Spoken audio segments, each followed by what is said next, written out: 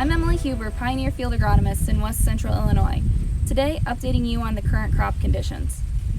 As we look at this year, variability could be the term to sum it up. Finally, today we were catching some rain after we couldn't stop the rain here this spring. When we look at the crop, we really had 3 plantings. We had April, we had May, and we had June, all kind of in really short windows.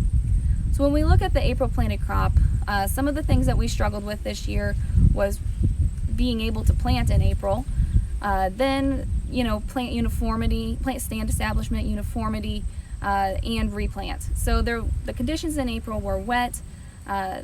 Even after the crop was planted, we seemed to get more rain. So when we look at our April planted corn, there's some things to look at there as far as variability.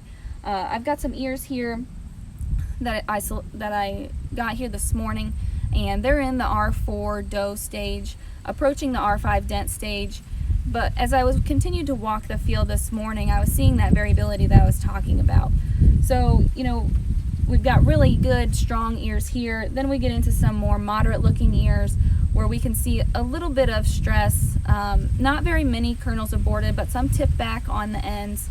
And then there were those runt plants, those late emergers that were putting on some more variable ears. So when we look at our fields this year, we need to take into account the variability that's out there. Take a look at crop health imagery, see, can help remind us of those areas that were replant. Go out there, look at the replant area and see what yield potential is out there compared to the rest of the field. The June planted crop here, we're kind of still in pollination, just wrapping up pollination on some of it, starting to get into that blister phase. So really the next couple weeks are going to be important for kernel abortion. Luckily here we caught this rain, so hopefully that's going to help mitigate some of that drought stress that we've been seeing. Here in July we had that dry, warm July, and so the disease pressure for the June planted corn was low. We were starting to see some more of that symptomology of the drought stress in those acres, especially on some of the lighter soils, but the root system was just less developed at that time. And so as we look ahead at the June planted corn, the ones I have here in my hand seem to be pollinated well, but not in all cases, depending on how much that drought stress affected you here in July.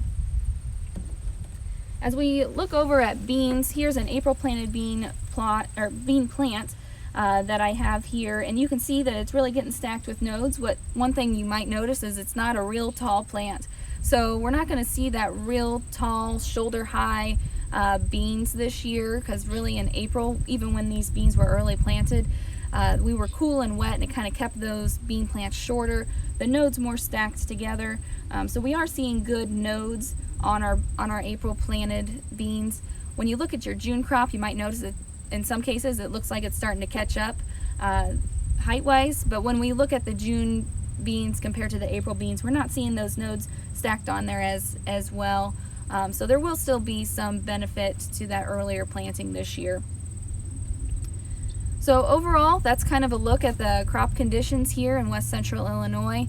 Very variable. I encourage you to continue to go out and look at your fields, see what kind of variation exists there, because we're all over the board this year.